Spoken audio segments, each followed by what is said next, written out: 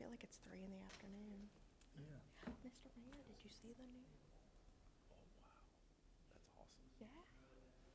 We thought of you when it was being. Yeah, that's cool. I think I did see that. I just didn't realize it was new. That is cool. That's a big one, too. I can read it. That's awesome. All right. Call this meeting to order. Welcome to our April the 21st, 2026 Wage Analysis Workshop. And so this evening, Rachel Reich will give us a presentation on our Wage Analysis Workshop. Good afternoon, Rachel Wright Graff, HR Manager for the City of Republic. I am here to talk about our 2025 to 2026 wage assessment project that we recently did. We appreciate y'all's time in being here for this. So just to kick it off from the beginning, we requested some responses for our RFQ for employee compensation consulting services back in February 2025, and we received 8 responses total. And after a series of scored selection processes, we decided to select CBIZ Compensation Consulting Services for this project. So the methodology in this, it's kind of, this is more on CBIZ's thing, so you're gonna see me quoting this a little bit more. But to kick it off, market pricing is what they look at first when they do this project. And what they do first is consider our compensation philosophy. And what that is conversations with us to see what exactly we want to achieve through this project. And our intent was to be competitive with the external job market. So that kind of usually puts us at the median of the market. They also consider the labor market influence, and it's broken down into these 3 different points as you see up here. So starting with size of the organization, while compensation for many positions is based primarily upon location, industry, job tasks, and responsibilities, compensation for upper level positions is also significantly affected by the size of the organization. So in our case, we gave them 96 unique job descriptions. We sent them our operating budget as well as just the overall size of our department. We have about 140 full-time at that time. Oh. And then the next bulletin is geographic influence. CBIZ primarily utilized the data specific to Republic, Missouri and the surrounding area, which is expected to be the primary market for where we're going to find our candidates.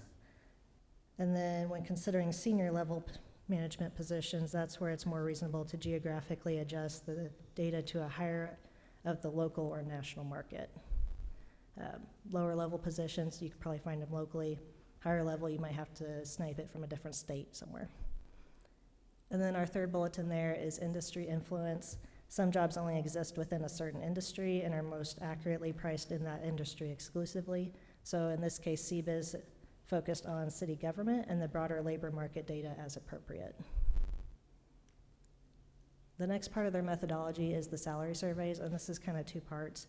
CBIZ is one of those companies that has offices all over the nation, so they have access to all different kinds of data, including places that are comparable to Republic, Missouri and other states. So they kind of look at that.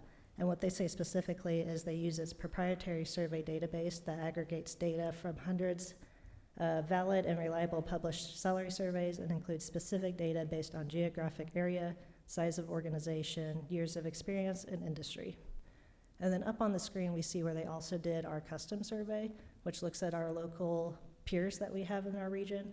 And we appreciate these guys for responding with their responses. And that includes City of Branson, Carthage, Neosho, Nixa, Ozark, Rolla, Sedalia, and Springfield. The other piece of this is the aging data.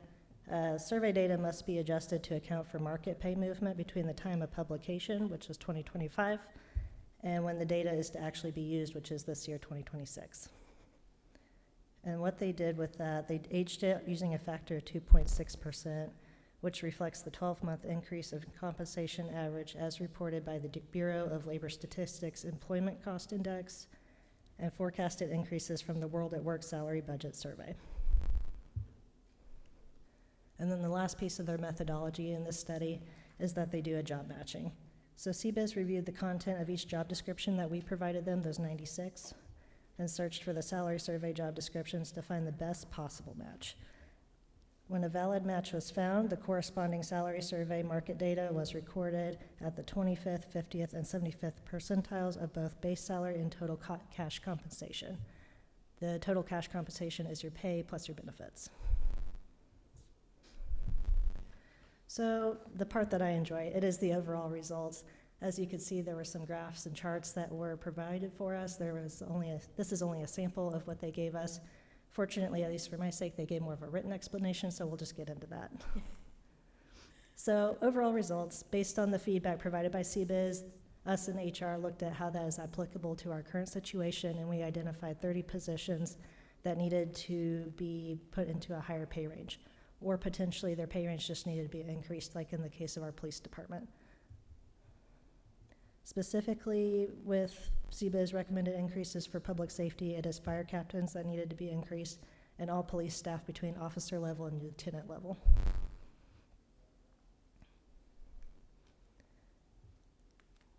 We only talked about the positions and their pay ranges. This is more about the employees next, is how it impacts them individually. And what we realized is that 16 employees suddenly fell below the minimum required amounts that they should be making.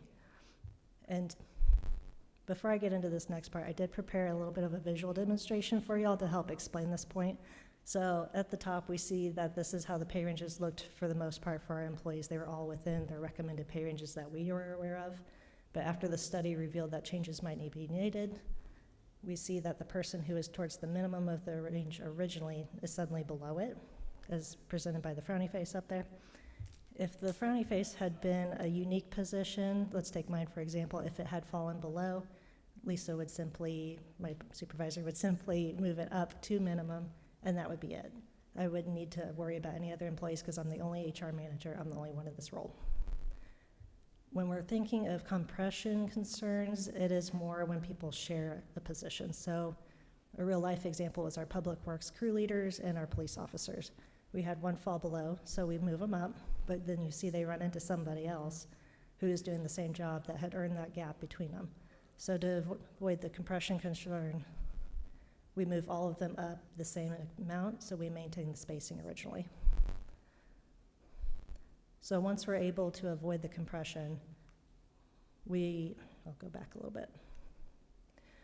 Once we consider the compression concerns, it wound up being 28 total employees that we recommended for immediate concern, or immediate addressal, and those details were already submitted to our finance team to include in the May budget amendment.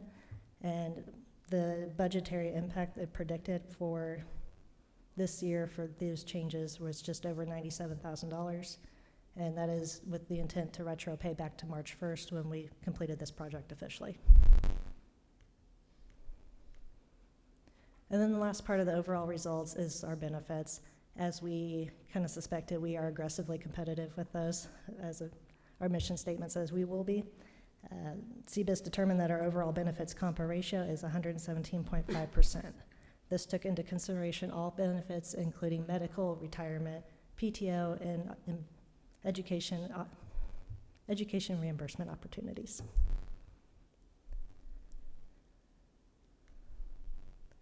We thank CBIZ for their outstanding work on this throughout the whole process. They have been very responsive, very attentive to our details for this project, and demonstrated an overall competence that we feel very confident in these results. Their recommendation, including HR's, it continues to conduct these surveys every 3 years at least, just to maintain the external equity. And in the in-between time, we will issue cost of living adjustments, also known as COLA, to keep up with it in the meantime. I appreciate your all's time. That does conclude my formal presentation. If you all have any questions following this, I am happy to answer those.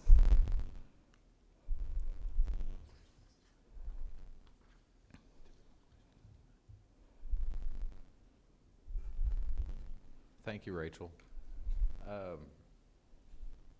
Just to let all council members know if we have any additional questions before our next meeting, make sure we get with Rachel. Thank you, Rachel. Thank you. That was the only topic that we had this evening for our workshop, and so at this time, our workshop is concluded.